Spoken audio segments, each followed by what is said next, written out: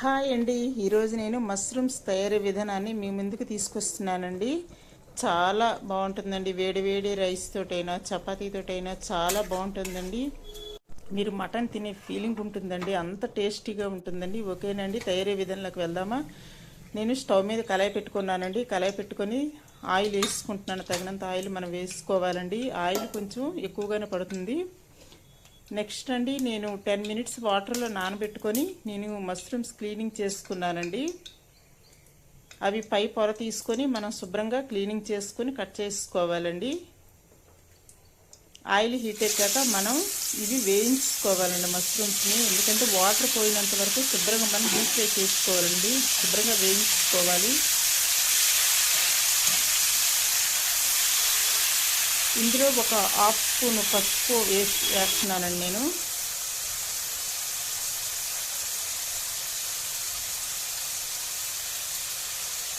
Next salt కూడా కొంచెం salt వేసుకుందామండి. ఎందుకంటే సాల్ట్ వేసుకోవడం ద్వారా మనకి చప్పదనం రాదండి. అందుకని కొంచెం ఇందులో వేస్తున్నాను. ఇప్పుడు మనం వాటర్ పోయినంత వరకు హైలో పెట్టుకొని దగ్గరుండి శుభ్రంగా మనం డీప్ ఫ్రై చేసుకోవాలండి. శుభ్రంగా వేయించుకోవాలి.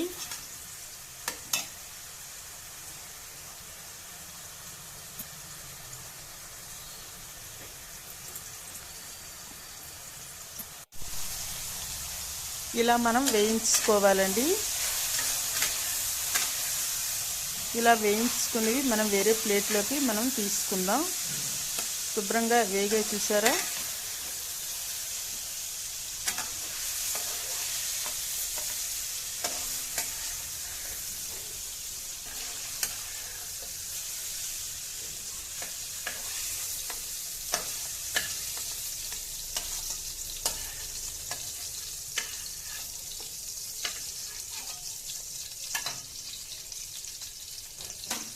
ఇప్పుడు ఒక సైడ్కి పెట్టుకుందామండి.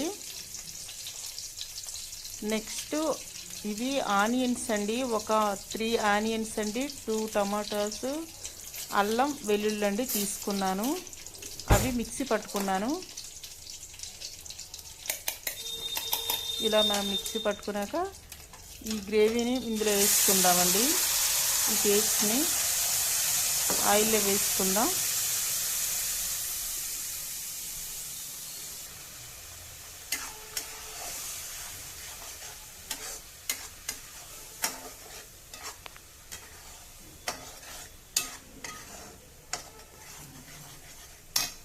మనం పచ్చివాసన పోయినంత వరకు శుభ్రంగా వేయించుకోవాలండి. ఇప్పుడు నేను సాల్ట్ కొంచెం వేస్తున్నానండి.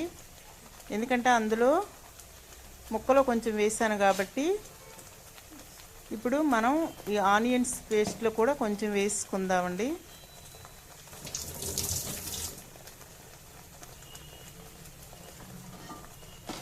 మనం దగ్గరుండి మనం కలుపుతూ ఉండాలండి. అడుక్కి అంటకుండా మాడకుండా ఉండాలండి. మాడితే టేస్ట్ పోతుందండి. అందువలన మనం కలపాలి. లేకపోతే మనకు వేరే పనులు ఏమైనా ఉంటే మనం సిమ్లో పెట్టుకొని మనం వేయించుకోవాలండి. ఇప్పుడు నేను 2 స్పూన్స్ కారం పొడి వేస్తున్నానండి.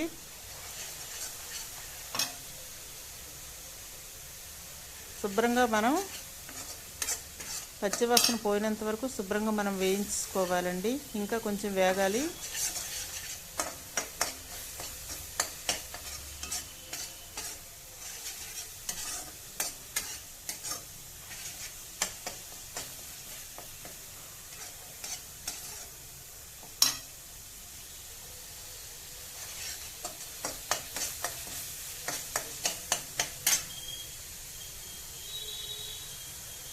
ఇలా వేయించుకోవాలండి. చూసారా, ఇలా మన దగ్గరగా అయిపోయిందండి. ఇప్పుడు నేను అందులో ముక్కలు వేస్తున్నాను. మొత్తం మనం మిక్స్ చేసుకోవాలండి. మొత్తం కలుపుకోవాలండి శుభ్రంగా.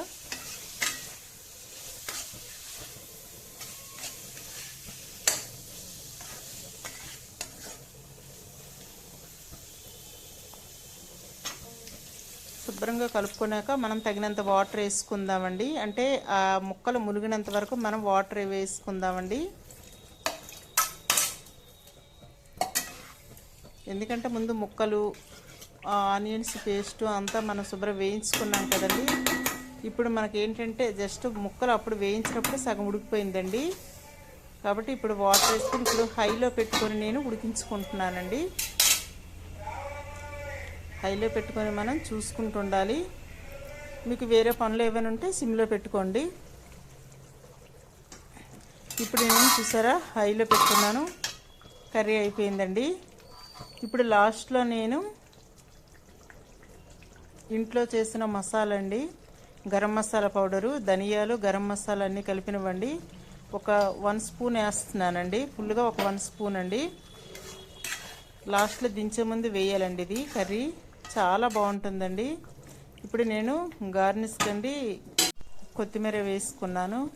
ఓకేనండి, మీరు ఎలా చేసుకోండి. గ్రేవీతో చాలా కమ్మగా చాలా బాగుంటుందండి. అసలు ఈ రెసిపీ ముందు మీరు ఇలా చేసుకుంటే మటన్ కాదు ఏది చాలదండి, అంత టేస్ట్గా ఉంటుంది. ముక్క కూడా మెత్తగా అయిపోయిందండి.